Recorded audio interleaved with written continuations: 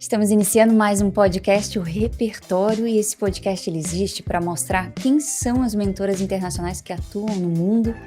Não o que elas conquistaram depois, mas o que faz elas chegarem até aqui, o que habilita elas a ser uma mentora internacional, o repertório que elas carregam, porque que é esse repertório que, quando organizado, ele vira uma mentoria de alto valor no mercado internacional, que ele vira um negócio e que ele se torna liberdade.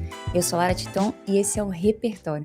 E hoje eu trago aqui para a gente bater um papo Léa Valduga. Léa é especialista em empresárias, em gestão para negócios e de empresárias que estão faturando, que estão buscando os primeiros 5 milhões com as suas empresas. Léa, tudo bem? Seja bem-vinda. Obrigada, tudo bem, Lara, tudo bem, tudo ótimo, muito feliz de estar aqui, muito lisonjeada de estar aqui. Que bom. Léa, me conta uma coisa, o que mudou no mercado de empresas aí de 8 anos para cá? O que você sente que mudou nesse mercado? Muita coisa, Lara. Eu primeiro, aquele boom que a gente teve, né, no digital em 2020, 2021, né? Então a gente teve ali muitas pessoas entrando nesse mercado, né? O mercado que eu atuo, né? De aceleração de negócios, de empreendedores, pessoas que não tinham experiência.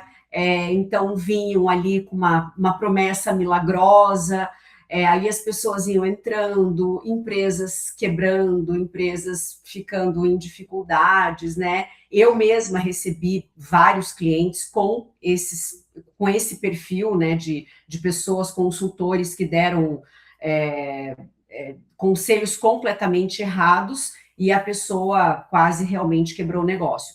Agora eu vejo que as pessoas estão muito mais criteriosas, né, ao escolher as pessoas. Então, eu vejo que a gente consegue, as pessoas têm, as empresas têm uma consciência maior, né, entender o que aquela pessoa realmente tem de bagagem, tem de experiência para fazer a diferença ali no negócio. E hoje a gente tem inteligência artificial, né, que também é um outro ponto que a gente precisa conscientizar as pessoas que ela ajuda, mas ela não necessariamente substitui uma análise, né, uma pessoa que esteja ali, um contexto, né, que a gente precisa para tocar um negócio. E como que você falou até assim que para encontrar as pessoas, você está falando dos profissionais que vão atuar dentro das empresas, em termos de consultoria, de mentorias, é isso? Isso, Que isso. você sente que mudou. Ai, que interessante. E como que você olha assim, vamos pensar no mercado digital, né, a gente teve depois da pandemia, a gente teve um boom de profissionais atuando dentro desse mercado. Muita gente que antes estava nos bastidores foi obrigado a vir, né, para o mercado digital para se posicionar, para encontrar uma outra forma ali de captar clientes. E como que você sente, assim, que esse cliente hoje ele chega para você, não só na busca desse profissional, mas em termos de consciência do problema que ele tem, que ele carrega?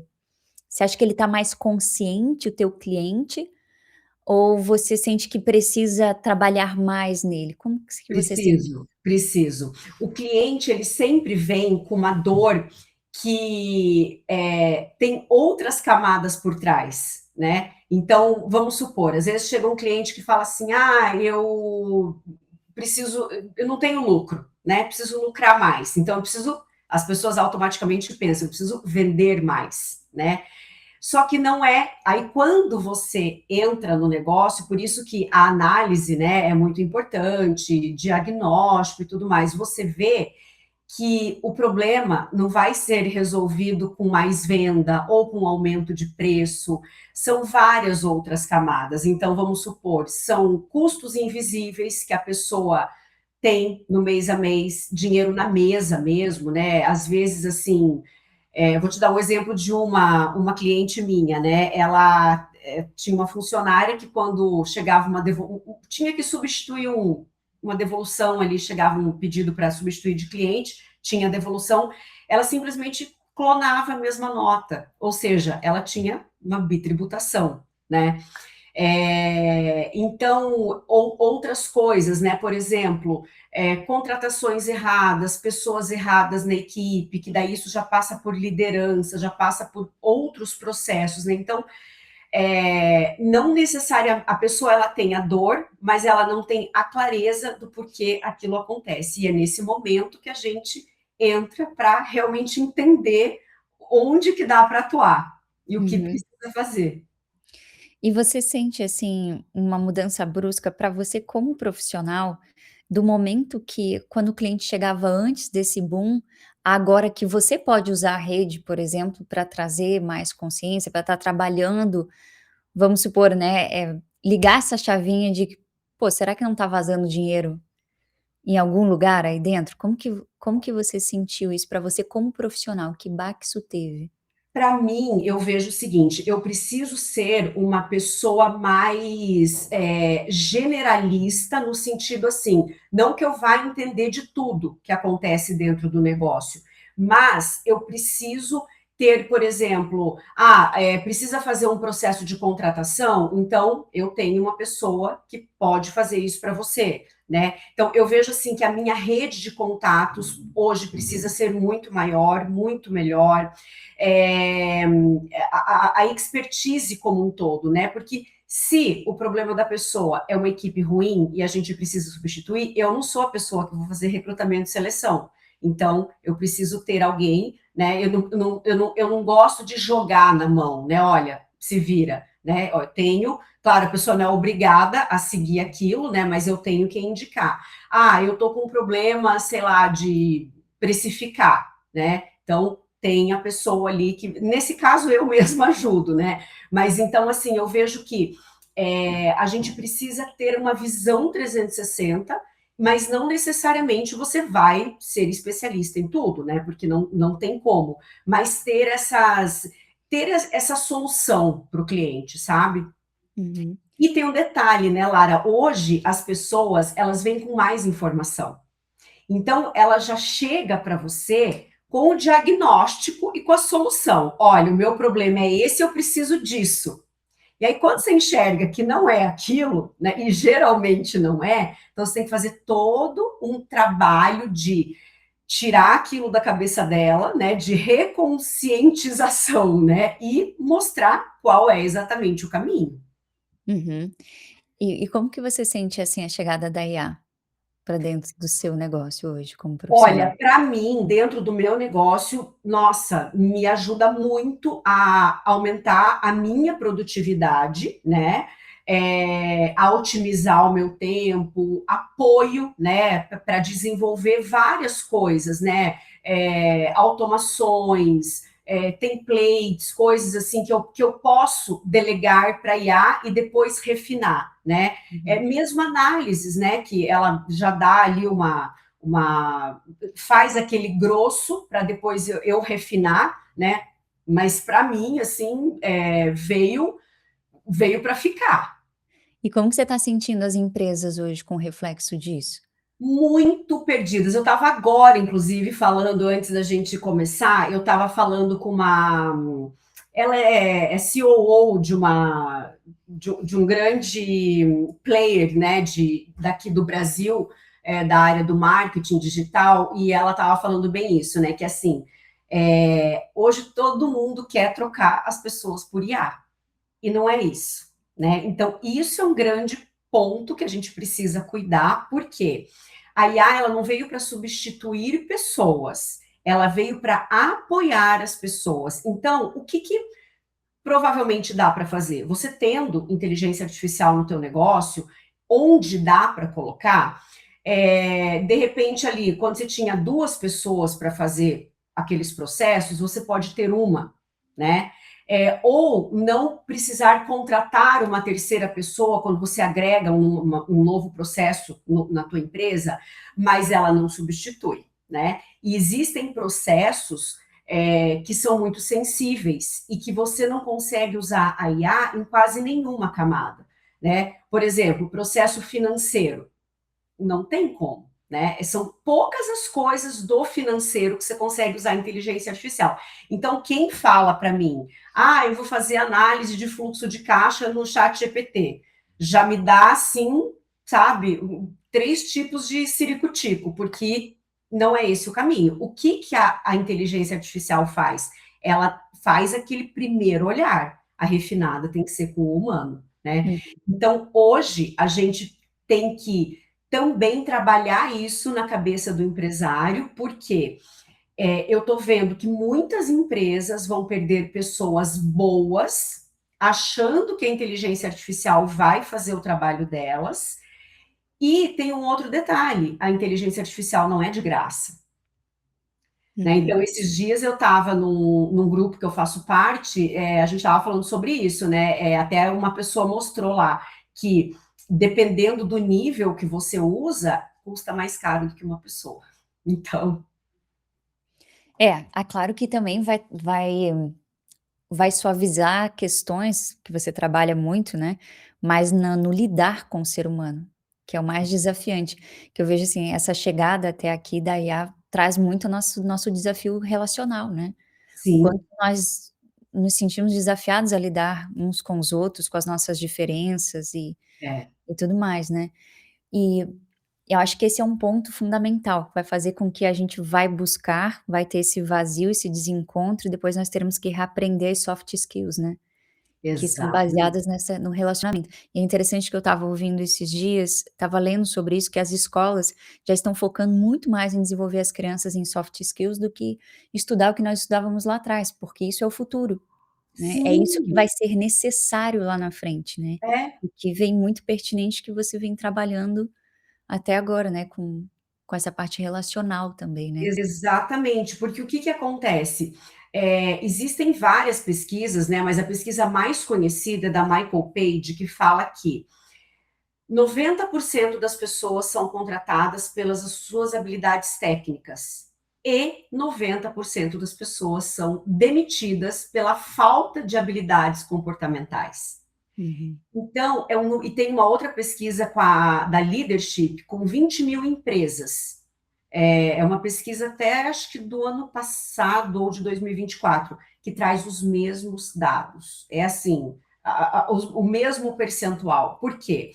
Porque a técnica você consegue ensinar, a técnica você consegue refinar, e grande parte da técnica, hoje, a inteligência artificial pode fazer, mas a soft skill, o comportamento, a postura, a cultura, não é substituído, né, por inteligência artificial, e isso que vai fazer com que as pessoas se relacionem, né? Então, eu falo muito isso, né, para os meus clientes. A gente precisa, quando a gente vai fazer um processo de contratação, a gente precisa olhar para a cultura da pessoa, se aquela pessoa se encaixa na cultura da tua empresa. Porque a técnica, se tiver duas pessoas, né, com a mesma habilidade técnica, e uma for melhor em cultura, é aquela que vai ser escolhida. Se há uma é um pouquinho melhor de habilidade técnica, mas não tem a cultura, a técnica a gente ensina, a cultura não tem jeito. Uhum. Então, isso é muito comum da gente ver. E como que você está observando, a maioria dos seus clientes são negócios físicos, certo? Sim, Apesar das suas empresas vocês trabalharem, né, você tem múltiplas remoto. empresas aí, vocês trabalham híbrido, não? Ou tem Não, presencial? não, 100%, as minhas empresas 100% online, mas Sim. os clientes, tenho clientes, que, por exemplo, que têm e-commerce, mas que eles têm um negócio físico que vende na internet, né? Então, a Aham. maioria são empresas físicas. E como que você está vendo essa questão do time mesmo, da estruturação de equipes, nas empresas remotas, a diferença, porque você continua vivendo os 2 lados, né, no teu É, cliente, mas você vive no dia a dia o remoto, é. ali dos times. Como que você sente isso? O que que tem mudado? O que que tem dado certo? Vamos até fazer assim, o que que tem dado certo? O que que não dá mais certo? até no físico. Eu venho do físico também, né. Aham. Emissora de rádio, uma estrutura enorme, assim, né, um edifício para ter uma emissora de rádio, uma mega estrutura, várias pessoas trabalhando, hoje um negócio 100% remoto. Enquanto a gente estava falando de tudo de IA, eu fui voltando lá atrás, pensei assim: "Como que é o desenho disso hoje?", né, em tudo isso que já mudou 10 anos para cá, exatamente 10 É, anos para cá. exato. Mas que você sente, assim, a gente funciona melhor? O que funciona melhor, o que não funciona? O que a gente ainda precisa aprender? Ó, no remoto, a pessoa para trabalhar no remoto, né, no 100% home office, não é qualquer pessoa que trabalha. Por quê? Uhum, Porque um grande problema que se enfrentou, né, quando veio pandemia e muitas empresas foram para o home office, é que assim, a gente tem os dois lados, né? A pessoa que vai trabalhar demais, porque é aquela pessoa que trabalha, trabalha, trabalha, e não tem limite, e aquelas pessoas que vão trabalhar de menos, porque não tem disciplina. Então, para trabalhar em home office, o que você tem que ter? Disciplina. Você não pode encarar, e esse é um grande problema, né, que as empresas que são 100% home office enfrentam. A pessoa não pode encarar como um bico. Ah, eu vou fazer isso, depois eu vou fazer aquilo. Não, é um trabalho, você tem horário para trabalhar, né? E, e terceiro ponto, você precisa ter um local de trabalho. Não dá para você ter um notebook, cada dia você trabalha num lugar, um dia você trabalha na mesa da sala, outro dia na poltrona, outro dia da cama, não. É o teu escritório, né? E vestir literalmente a roupa de trabalho, né? Estar bem apresentável. A gente, como trabalha muito no remoto, né? A gente dá muito treinamento de dress code, você não vai aparecer numa reunião com cara amassada que acabou de sair da cama, e acontece, né? Eu já vi de tudo que você possa imaginar. Dando aula no digital, eu já vi assim. Nossa, Não, não, essa é a mais chocante. dá outro podcast de Dá tanto outro, dá outro. estudar. E agora, no físico, o que, que a gente vê? Então, hoje, com toda essa coisa que, né, do remoto, que as pessoas, muitas pessoas gostaram e quiseram e tudo mais, e viram, né, a qualidade de vida, o que que hoje eu sempre oriento, por exemplo, clientes meus que têm empresas físicas, né, que é a grande maioria, é contratação. Se você não consegue ter uma flexibilidade, que você consegue colocar um híbrido, porque a pessoa precisa estar presente na empresa, priorizar pessoas que moram perto. Por quê? Porque é muito penoso uma pessoa passar 2 horas para chegar no trabalho e 2 horas para ir embora. E aí tem várias coisas. Essa pessoa, o dia que ela encontrar um emprego perto da casa dela, ela vai, com certeza absoluta, mesmo que seja para ganhar menos. Uhum, Essa pessoa, ela já chega com uma outra energia para trabalhar, porque geralmente ela vai ou enfrentar um trânsito de carro, ou ela vai pegar um ônibus, um metrô, um transporte público, que é ainda mais custoso, né, emocionalmente. Então, a gente precisa, hoje as empresas precisam pensar nessa estrutura, sabe? Porque as pessoas estão cada vez mais olhando para a qualidade de vida, buscando sim. isso, sabe? Eu fiz um processo de seleção há pouco tempo numa das minhas empresas, e a moça, ela abriu mão de um salário maior do que o salário da vaga, né? Que a gente estava fazendo a seleção, benefícios que ela tinha essa vaga não tinha, porque ela demorava 2 horas para ir e 2 horas para voltar. Uhum, Então, quando você faz a conta, e não é nem a conta no lápis, é a conta emocional, né? uhum. E você fala muito sobre isso, né, porque quando a gente vai desenhar a mentoria, até para dar um contexto para quem está nos assistindo, né, quando a gente vai desenhar a mentoria, a primeira coisa é a gente ouvir como que as mentoras, né, que estão chegando aqui, elas pensam, o que que elas viveram, o repertório que elas trazem para a gente poder começar a desenhar essa estrutura da mentoria. Então só para dar um contexto no que eu vou te perguntar agora. E me chamou muita atenção um dia que você falou assim, muitos empresários fazem uma contratação emocional. Uhum. E eu fiquei com aquilo assim, falei assim, uma contratação emocional, né, e pedi para você me explicar sobre aquilo. Eu acho bacana a gente trazer isso. O que que é uma contratação emocional? A contratação emocional é geralmente quando você está no gargalo, que você precisa daquela pessoa e você vai contratar porque é aquela pessoa que está ali. Não é porque ela é a melhor, não é porque ela tem o perfil comportamental que você precisa, às vezes nem a habilidade total que você precisa, técnica, mas você precisa muito daquela pessoa, né? Porque você precisa repor uma vaga de uma pessoa que saiu, ou porque você está atolada. Eu tenho um caso emblemático de uma cliente que aconteceu ano passado. Ela teve N problemas com as funcionárias, tinham funcionárias muito antigas e foi dando problema, sabe, com uma, com outra, a equipe inteira foi saindo. E ela teve que mergulhar no operacional, que ela já estava longe há muito tempo. Então, ela não conseguia olhar para a estratégia, ela não conseguia tempo para a família, para as filhas, teve que cancelar a viagem de férias, foi assim um horror. E ela, dentro das novas contratações que ela fez, ela contratou uma pessoa para o comercial, para atender ali, ela tem um e-commerce, então às vezes algumas pessoas, ao invés de comprar do site, entram em contrato pelo chat e tal, e essa pessoa começou a performar bem.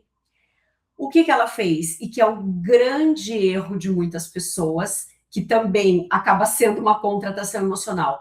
A moça era boa na venda, ela botou a moça para ser supervisor. E deu Hum. muito errado. Isso custou em dinheiro, custou em emocional, porque assim deu um problema enorme. A pessoa não tinha maturidade emocional, sabe? Enfim, foi um desastre total. Então, isso é uma contratação emocional, ou você contrata uma pessoa porque você está ali, né, no gargalo e precisa daquela pessoa, e daí seja quem for, e ou você, no caso dela, faz uma transição ali de cargos com a pessoa errada. E aí você perde uma boa vendedora e você não tem a supervisora que você precisa. Isso Hum. é muito comum. E um sinal de que vai dar errado?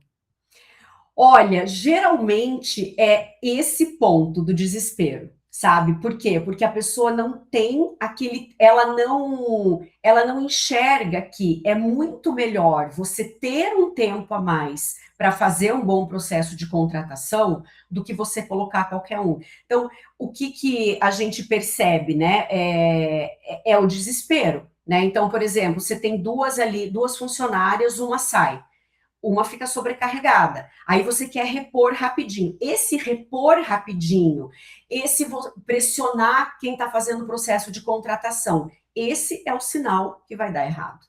Porque aí acontece o viés da confirmação. Aí a pessoa que vem para você fazer entrevista, você só vai enxergar o que é bom e que você precisa. Você não vai enxergar o que aquela pessoa não tem, o que você precisa, porque você Uhum, precisa desesperadamente dela. uhum. Poxa, agora você me trouxe um ponto importante aqui, né. Eu fiquei na cena que você descreveu dessa empresária, a hora que ela volta para o operacional e o caos da vida dela que se instaura ali.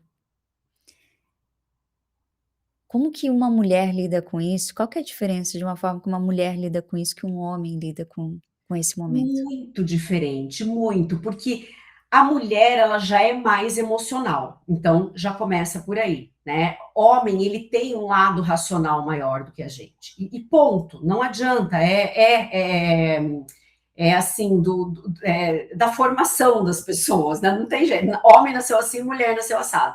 Então já começa por aí, as mulheres são mais emocionais. E segundo, mulher ela não tem aquela chave que desliga quando você entra na empresa e que desliga quando você sai da empresa. Porque ela tá dentro da empresa, aí assim, as filhas vão entrar de férias e ela precisa pensar o que as filhas estudam período integral. O que elas vão fazer com as filhas? Se ela está sendo supervisora e ela tem que ficar na empresa. Levar as filhas para a empresa não é uma possibilidade, né? Crianças pequenas. Ela não tem uma pessoa de confiança para contratar para ficar com as filhas o dia inteiro. O marido trabalha, quando tem marido, porque às vezes não tem. Às vezes é uma mulher que, como eu, né? Que não tenho marido, não tenho família aqui e precisa resolver. Então, é um problema estrutural mesmo, quando a gente fala de mulher e fala de homem, porque o homem, ele, se ele não tiver esposa, quem vai se preocupar com os filhos é ela, né? Ele fica ali um dia, dois e tal. Claro que não estamos entrando no mérito, né, de pais ausentes ou não, não é isso. Mas é a mulher que tem que resolver, né? É a mãe que vai ver o uniforme para ir para a escola, é a mãe que vai preparar o lanche para levar, a mãe que tem uma amiga que também precisa dela porque está passando por um problema, porque mulheres se procuram, né? Então, às vezes acontece comigo, eu tô engolfada naquele dia assim que eu falo, meu Deus, eu não consigo nem parar para tomar água. E uma amiga minha, que eu sei às vezes que está passando por um problema, me chama. E eu vou fazer o quê? Ignorar? Não, eu paro o que eu estou fazendo e vou atender a minha amiga, né? Então, é muito diferente homem e mulher. Até para demitir, a mulher ela já pensa nas Uhum. consequências, né? Puxa, coitada, é uma mãe solo, ou puxa, né? Onde que ela vai achar emprego? Então, é um Que contexto. conhece, né, conhece o desafio, né, É, passa as dores de estar ali. Poxa, olha que interessante, aí tá um ponto fundamental para a mulher, né, ela vai ter que trabalhar essa questão emocional muito mais profundamente, muito mais. né. Porque eu vivi essa história, né, Lara? Então, eu trabalhava numa empresa física, né, no mundo corporativo. Quando eu engravidei, a empresa que eu trabalhava era do outro lado da cidade.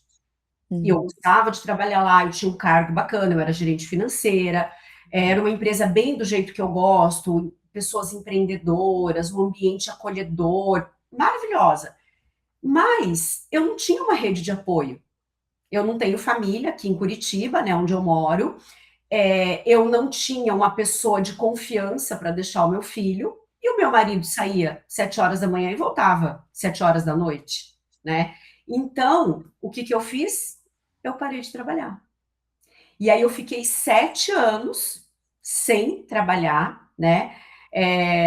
E foi uma frase do meu filho. Na verdade, eu sempre quis voltar, mas eu não imaginava como seria esse retorno. E foi a frase do meu filho que um dia me falou, né? Eu estava levando ele para a escola e ele falou assim: mãe, não é que você não é nada? Eu falei, como assim, nada? Não, você não é nada, porque a mãe do Henrique é médica, a mãe do Thiago é advogada, o papai trabalha com TI, e você não. Eu era E mãe aí, Leia? só. E aí? Lara, eu nunca me esqueço, a escolinha dele era aqui perto de casa, e a gente estava andando a pé, sabe? Era um dia bonito, eu nunca vou me esquecer. Enfraqueceu a perna. Não, eu quase morri, sabe? Eu falei, Theo, porque o que você vai explicar para uma criança ali de 5 anos, né?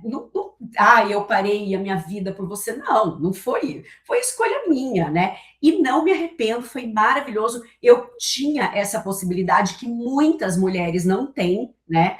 Uhum. E ali, só que o que, que acontecia comigo? Eu sempre me sentia desperdiçada, porque eu sabia que eu tinha um conhecimento muito grande. Às vezes eu escutava alguém falar na televisão, eu falava assim, meu Deus, eu sou muito melhor que essa pessoa, né? Então, eu sabia que eu precisava voltar, né?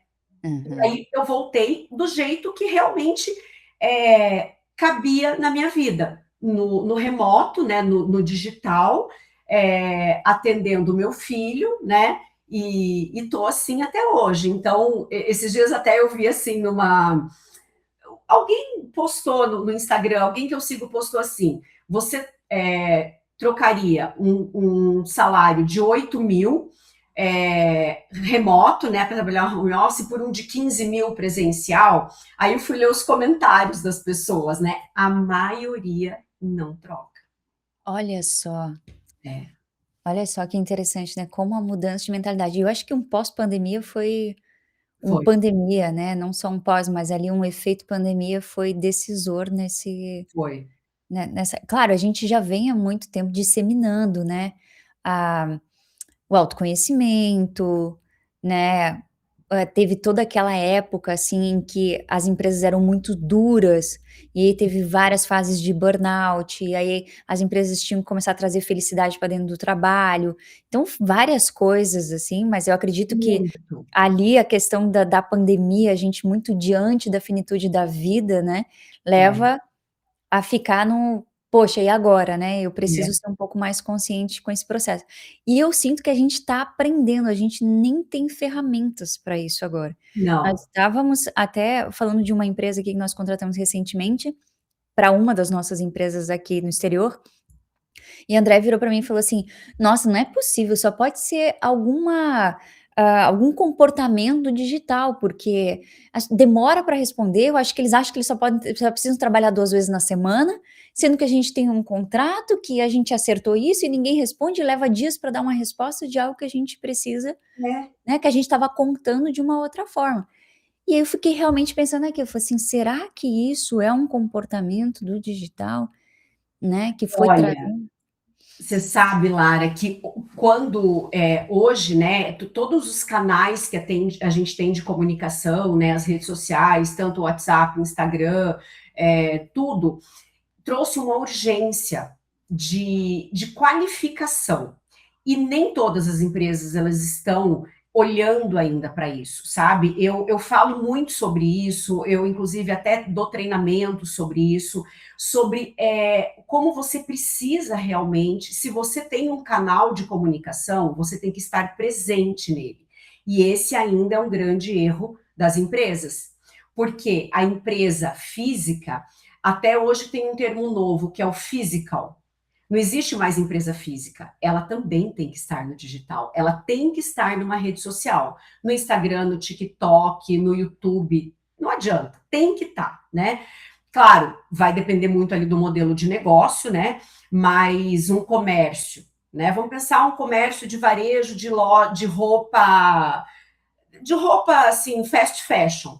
Ela tem que estar no Instagram, ela tem que estar no TikTok, né? E as pessoas vão se comunicar por lá, e pelo Uhum, WhatsApp, e pelo site. Então, ela precisa ter essa rapidez de resposta. E muitas empresas não têm. uhum. Muitas não têm.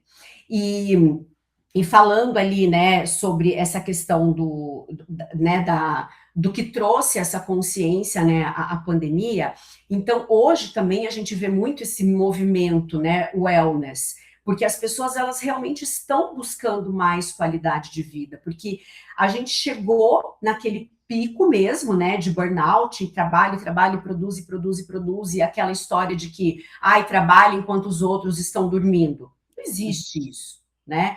E quem acreditou, com certeza, teve um burnout. E hoje a gente está fazendo um caminho de volta, só que eu vejo muito desequilíbrio nisso, sabe? Porque quando a gente teve que trazer a felicidade para dentro das empresas, a felicidade ela também foi mal interpretada, Uhum, né? completamente. Porque tem gente que acha que é festa. Então, quando o trabalho da liderança hoje é um trabalho muito difícil, Muito muito, desafiante, não é? muito, É muito. exatamente o que eu tenho sentido, porque o papel da liderança hoje ele lida com tudo, e ele lida com as suas questões não curadas lá atrás, familiares que você vem buscar dentro das empresas, e pelo fato de ter sido trazido toda essa base de consciência com relação ao bem-estar da pessoa que está ali, teve essa confusão e para mim isso ainda não está resolvido. Não tá, Os não. líderes estão passando um aperto para conduzir negócio. Eu estava até falando com meu pai esses dias no telefone, né, eu falei assim: "Pai, que loucura, né, por que que você não me incentivou a ser bibliotecária?" Porque empreender é um negócio muito desafiante, e no É. Brasil especialmente você é quase um criminoso, né, se você é um Nossa, empresário meu hoje. Deus, não, Deus o livre. Aqui no Brasil, realmente, o empresário ele é um criminoso. Você fica qualquer coisa, assim, que se fale contra você, não, tá tudo certo, o consumidor tá certo, o funcionário tá certo, e você tá completamente errado em todos os âmbitos. Então, muitas coisas não se ajeitaram para o cenário que a gente vive. Não, não se ajeitaram. É, Exatamente. estamos nessa transição e mais do que nunca, né, esse acompanhamento de ter essas comunidades e ter um acompanhamento de alguém que olhe de fora, né, que você não esteja dentro da máquina, né, só dentro da sua empresa, sem conseguir ver o que está acontecendo, o profissional de fora ele é muito importante. E aproveitando para falar nisso, deixa eu te perguntar exatamente sobre esse ponto. Quando que você sentiu que você precisava criar uma mentoria?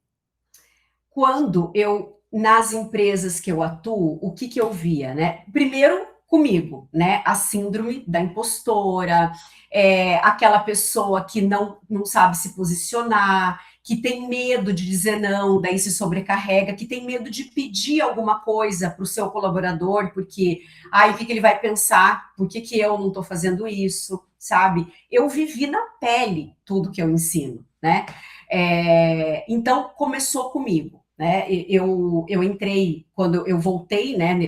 Que eu voltei para esse mundo digital, eu era uma pessoa totalmente analógica. Eu tinha um e-mail e um WhatsApp e mais nada, né? Eu não sabia nada, não tinha nem Zoom naquela época, ainda era o Skype. Eu sou muito né? Você também, né? Muito Também, fique tranquila. do digital. Então, eu me lembro que, assim, o meu primeiro ano foi um ano que eu trabalhei tanto, porque eu pensava assim, um dia eles vão descobrir que eu não sou a pessoa que eles contrataram, que eles acham que eu sou, e eles vão me mandar embora. Porque era uma síndrome da impostora muito grande, eu achava que eu não merecia estar ali, porque eu não tinha conhecimento, porque, sabe? Então, eu era aquela pessoa que eu falava sim para tudo, eu não impunha limites, eu absorvia um monte de tarefa que eu não precisava, que eu poderia delegar já, né? E, e quando eu comecei a atender as empresas, é isso que eu vejo nas mulheres, né? É uma síndrome da impostora. É uma mulher que vai viajar. Essa é uma história de uma cliente minha. Ela foi viajar no final do ano, passar Natal e Ano Novo em Paris, e a empresa continuou funcionando. Que bom, né? A empresa funcionou sem ela. É isso que eu sempre falo. Eu quero que vocês saiam de férias sem levar notebook. Quando ela voltou, ela falou assim para mim: ai, você sabe que eu voltei, Lé, e eu queria dar um presente para as minhas colaboradoras, uma bonificação. Eu falei, por quê, né? Elas bateram meta, fizeram alguma coisa ali, né, fora dela. Não. Eu falei, mas por que você quer? Ai, porque eu fiquei com peso na consciência que eu fui viajar pela segunda vez esse ano e elas não, e elas ficaram trabalhando. Eu falei, mas elas ficaram fazendo o que elas são contratadas para fazer, não, elas não fizeram nada demais, né? Essa mesma pessoa, né? Daí a gente, claro, eu fui entrando nas camadas, né? Ela falou, Leia, eu sinto, e eu vejo isso em muitas mulheres. Ela falou, eu sinto que quando eu chego mais tarde na empresa, eu procuro justificativas para elas. Eu estou chegando mais tarde hoje. Às vezes, assim, eu não quero me justificar, mas eu faço um comentário para elas entenderem por quê. Ou quando eu tenho que sair mais cedo. Uma outra também disse que tinha um compromisso com o marido, que ela precisava sair umas 3 horas da tarde numa sexta-feira da empresa. Ela não conseguiu. Ela falou, Leia, eu sei que eu fiquei enrolando para não sair mais cedo. O que que eles vão pensar de mim?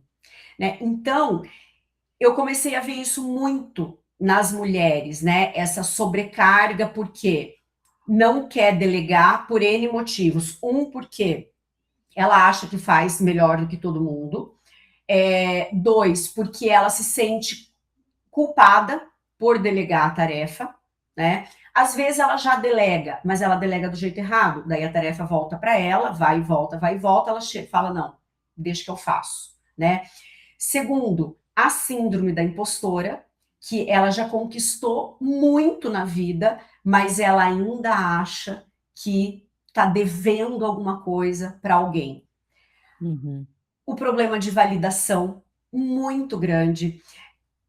A maioria maciça começa com aquela frase: ah, então eu acho. Não, você não tem que achar nada. Você tem que chegar e colocar o teu posicionamento. Eu atendo muito casal, né? Sócios, sócios marido e mulher. E Uhum. daí é que o negócio vai, né? Daí que eu gosto, e mudar toda essa mentalidade dela, né?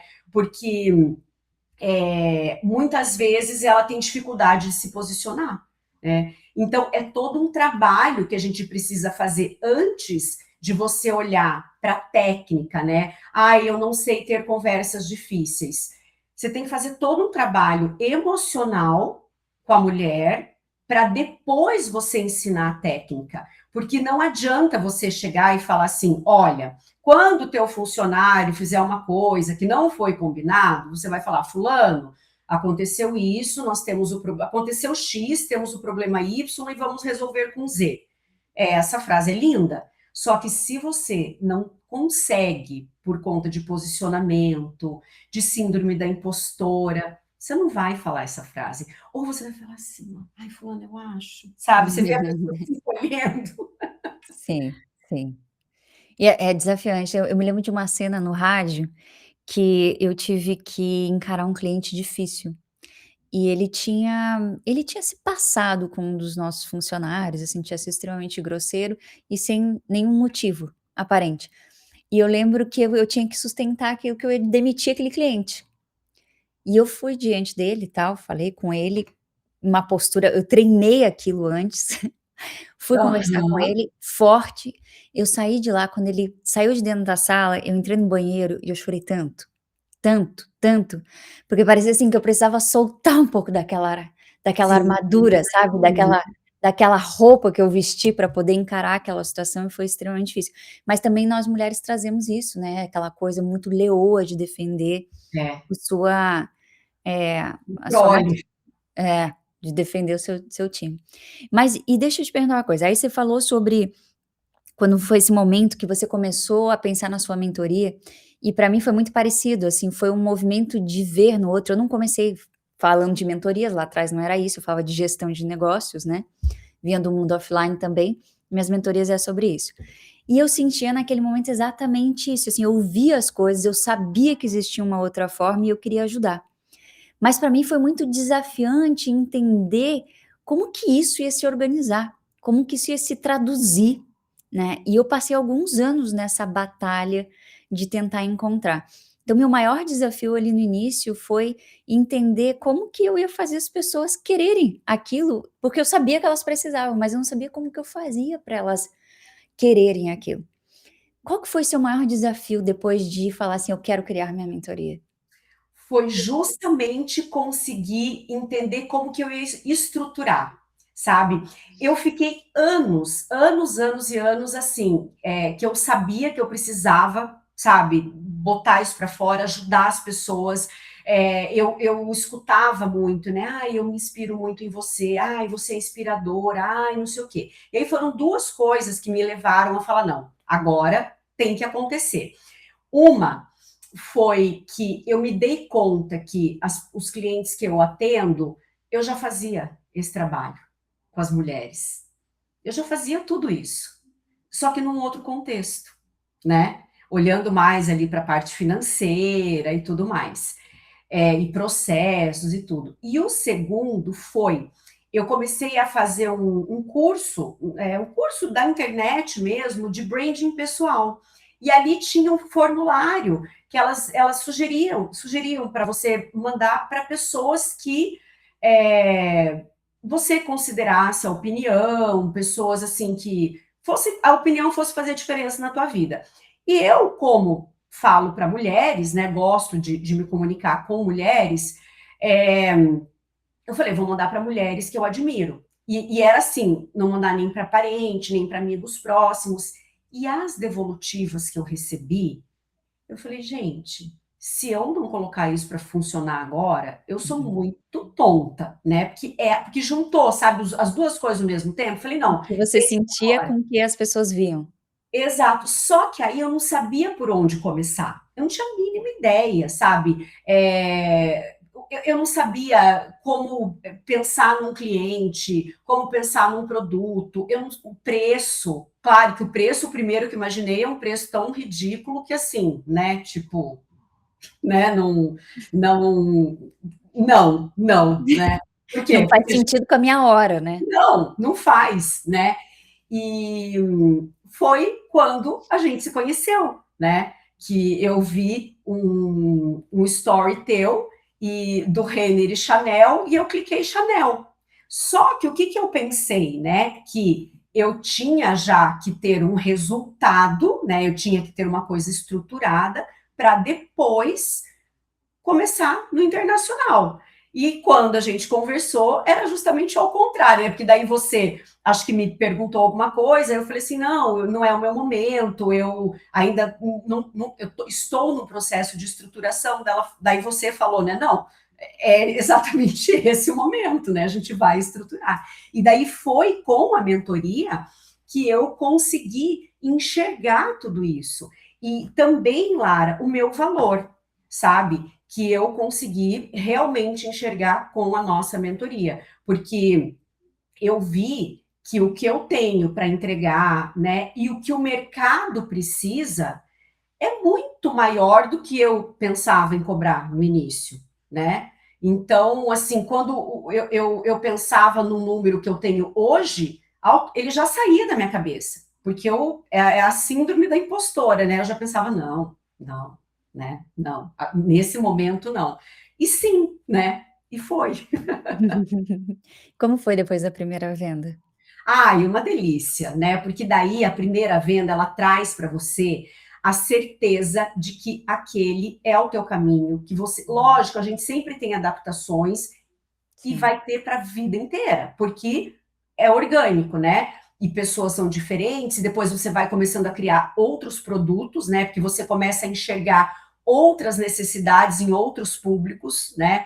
É, eu, por exemplo, que atendo muito casal, né? Então eu já penso em criar alguma coisa também nesse sentido, né? Para esse tipo de empresa. E traz para você não só a validação de que você está no caminho certo, mas assim, a autoestima, né? Porque você consegue realmente pôr para fora aquilo que você quer entregar para a pessoa.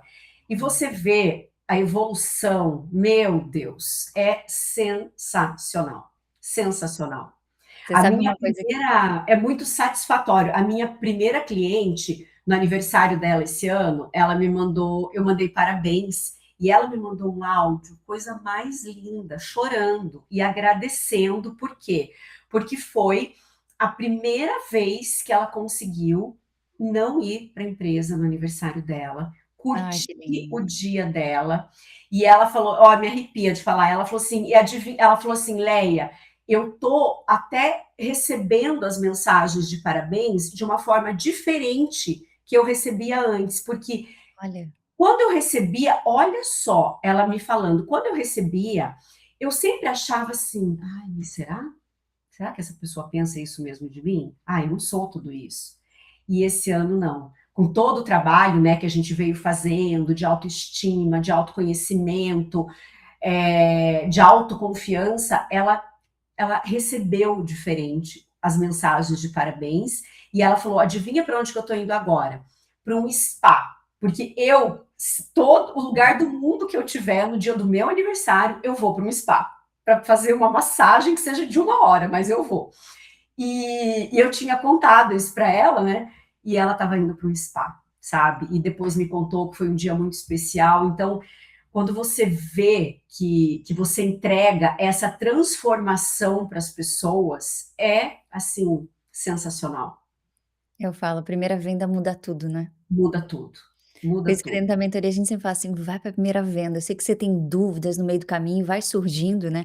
Eu me lembro da minha primeira venda, depois que eu fiz a transição para ensinar sobre mentoria, assim, a primeira venda, nossa, aquilo muda tudo dentro de você, porque você acha que você precisa de tanta coisa para É, entregar para aquele cliente, sabe, você fica: "Nossa, não é suficiente, não é suficiente, não é suficiente", e você percebe que fala assim: "Cara, isso daqui que tá aqui já é muito para essa pessoa". Você tem que até cuidar, porque já é demais para aquela pessoa, né, foi o que você precisou, foi o teu caminho, ela precisa de um pedacinho daquilo. Então desmonta muita coisa dentro de nós a primeira venda. E ela é é. uma celebração, né, a gente sempre celebra aqui muito a primeira Nossa, venda. é muito gostoso, muito gostoso. E é tão interessante, né, que assim, é bem assim, a gente vai querendo entregar tudo. Todo aquele caminho que você levou anos para percorrer, você quer entregar ali em 1 ano para a pessoa, ou em 6 meses, né? E essa lapidação que você faz com a gente, né, faz toda a diferença, porque eu já venho desse mundo, né, de mentoria e de cursos, e isso e aquilo. Então, eu tinha um olhar e você desconstruiu todas as minhas crenças, né?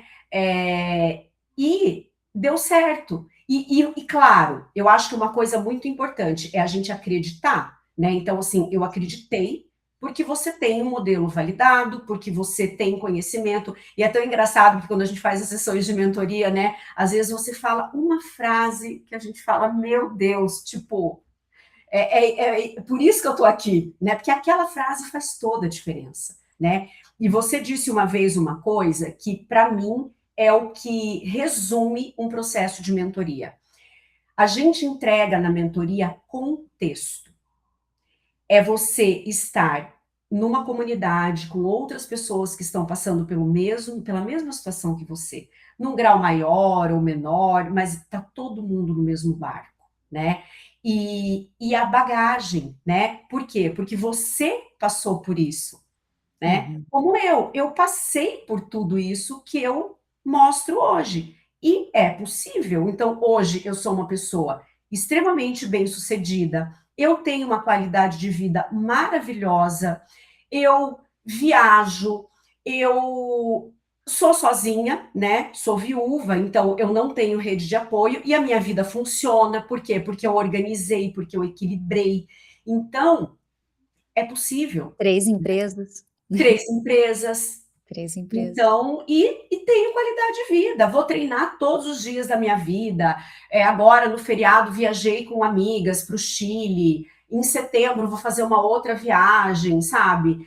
Por quê? Porque é possível. É só a gente fazer esse trabalho de merecimento mesmo, sabe? E Uhum. depois aplicar a técnica e ter pessoas que você pode, a tua empresa vai continuar funcionando sem você, que vai continuar rodando sem você e dá certo. Uhum, uhum. E é passar pelos percalços, né, e ter alguém acompanhando durante o processo, ele é fundamental.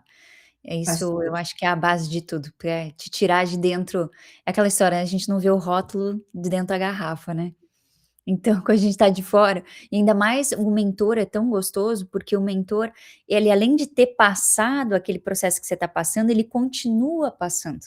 É, Não no mesmo grau, mas ele continua passando.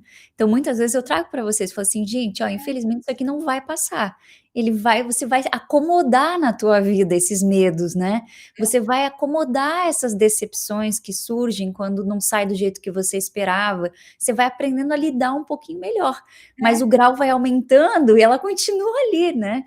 É é, desafiante, eu sou uma pessoa super introspectiva, muita gente, a exposição, ele é algo desafiante, mas faz parte da minha jornada, então eu lido com ela todos os dias, eu lidei com ela lá atrás nos primeiros passos e continuo lidando com ela, de um jeito um pouquinho diferente, com um pouquinho menos de dor no corpo, né, mas é, o mentor ele continua vivendo, até porque tudo que está dentro da mentoria, eu estou vivendo ainda, né, continuo vivendo os próximos passos, e depois a gente vai sentindo, eu quero ir mais e eu quero para que elas possam ir mais.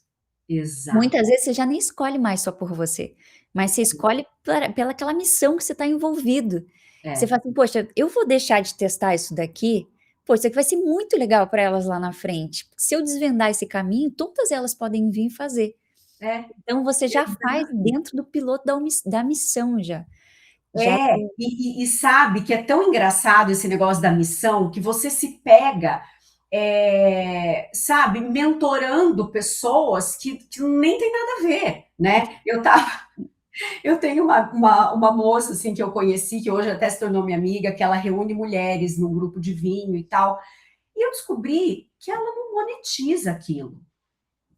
Eu achava que ela monetizava, né? E daí um dia ela falou assim para mim: ah, eu preciso vender os vinhos e tal, porque é isso que eu ganho dinheiro, porque não são os jantares. Eu falei: como assim? Não, falou com a pessoa aquilo já certa, me né, Leia? deu. Não, aquilo já me deu um negócio. Eu falei: como assim? Eu falei: não, você vai monetizar. Nem que eu te obrigue, eu vou te ensinar a fazer isso, porque não é possível, eu não me conformo. Ela reúne um monte de mulher, ela tem um trabalho imenso para fazer tudo, para organizar, e ela não ganha nada. E aí eu fui, sabe, fazendo uma doutrinação na cabeça dela, porque também, Lara, tem esse ponto. Mulher tem muita dificuldade para falar que quer ganhar dinheiro, que quer ficar rica, que quer ter uma vida boa e que ganha dinheiro. É muito difícil, sabe? É muito. A mulher tem, além de tudo, isso. Tem. Esse é um podcast que a gente já vai fazer juntos. Eu estava no podcast com a Milena, falando exatamente sobre isso. A gente vai abrir um outro só para falar desse detalhe. Mas É, vou colocar um parêntese aqui, até para a gente já ir encerrando, mas eu fui assistir Diabo Veste Prada 2 agora, eu vou né. assistir amanhã. Vai assistir amanhã, não vou te dar spoiler, fica tranquila. Mas é interessantíssimo, porque a gente tem uma relação de ódio e amor com a Miranda. Aham, Né, você pode perceber, né, assim, todo mundo fala muito da Andy e tal, né, mas a Miranda, ela traz uma coisa que a gente acabou apagando. Eu até é. eu comento, assim, vai ser um vídeo meu falando sobre isso, que depois que eu saí de lá, atendi uma aluna, e eu estava analisando a identidade visual dela, e aí tinha um vermelho, assim, meio lavado, sabe, e eu olhei e falei assim: "Mas essa mulher é vermelho, vermelho, essa mulher é vermelho fogo, por que ela tá usando esse vermelho lavado?". E aí eu falei assim: "Mas você gosta de vermelho?". Ela falou assim: "Eu gosto". Eu falei: "Mas por que que você botou esse vermelho aqui então, e não botou o seu vermelho?". Ela falou assim: "Pra não assustar". E aí eu percebi isso, a Miranda ela traz pra gente, ela não precisou lavar o vermelho dela, entende? Não, eu adoro ela. Ela Eu foi eu me lá e identifico ela coloca. 100% com ela. E ela coloca. Só que a Andy, a gente tem uma compaixão, porque ela pertence, porque ela traduz tudo que a mulher, né, Uhum. deve ser, né. Não É, apareça demais, não se eleve demais, não diga que você gosta demais. E a Miranda, ela é tudo. Ela gosta de moda, ela é uma boa empresária, ela é uma visionária, ela é líder, ela não se diminui, ela nunca precisou se diminuir para caber naquele lugar, ela ocupou na inteireza de tudo, né. Então, é um exatamente. filme que parece superficial, mas ele traz camadas muito interessantes de análise, e que é esse ponto Ai, que a gente vou está morrer falando da por mulher, você. né. Mas esse é um ponto para o nosso próximo podcast. Isso aí, com certeza, vai ser ótimo. Leia, obrigada, que papo gostoso, que delícia estar com você aqui, compartilhar Obrigada. um pouquinho com a nossa audiência, essa mulher maravilhosa, né, que é uma delícia a gente ter essas mentes dentro da mentoria internacional, a gente faz uma construção linda aqui. E eu quero que você deixe aqui onde é que as pessoas te encontram, a sua rede, como é que elas falam com você. As pessoas me encontram no Instagram, @leavalduga, no YouTube, @leavalduga, tô nas 2 redes, né, LinkedIn também, @leavalduga, e me acompanhe, eu sempre posto muito conteúdo sobre liderança, sobre esses desafios da mulher, né, então eu misturo um pouco da técnica com a parte emocional, trago bastante, coisas da minha história, do meu dia a dia, né? Eu gosto de mostrar o meu dia a dia porque eu gosto de mostrar que é possível, né? A pessoa conseguir fazer o que eu faço e ter qualidade de vida, né? 3 empresas, treinar todo dia, um filho, adolescente, né? Sem marido e sem a minha família aqui, né? E que dá certo, né? Então eu gosto de trazer isso muito. Eu sou muito transparente, né? Então o que vocês virem eu fazendo lá no Instagram sou eu mesma. Então é muito gostosa essa troca também, né? Muito bom. E muito Obrigada, obrigada pelo espaço, adorei. sempre estamos aqui para mais. Um beijo, te Beijo. vejo em breve. Tchau, tchau. Tchau, tchau.